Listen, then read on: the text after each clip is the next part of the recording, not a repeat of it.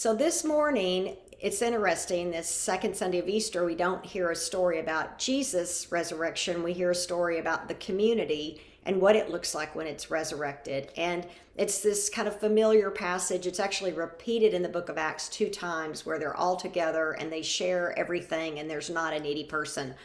Yeah, that's a really hard thing to do. It's hard to share.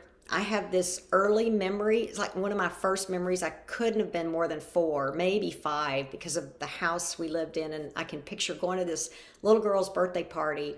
And there was this snotty little girl. There weren't a lot of girls like that back, who were spoiled and had everything. I'll never forget her coming to the party with her gift all wrapped up. And she told me, my mother told me I could keep this gift or I could come to the party and give it away. And I'll just never forget that because both it was so honest, but it was also like, really? But I know I struggle to share. I have my running shoes. I tend to wear them way too many miles. Instead of the 500-mile limit, I'll put 1,500 miles on them.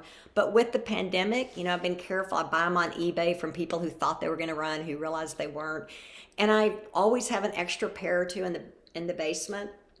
And Monday at Cherith Brook, I didn't realize how short we were on shoes. And I was thinking, I know I've got a spare pair of shoes in the basement. When I got home, I looked and I have three pairs of spare shoes, right? I mean, it's just there's some part of us, the more afraid we are, the more we kind of hold close what we have. And it's true about our own journeys and struggles too.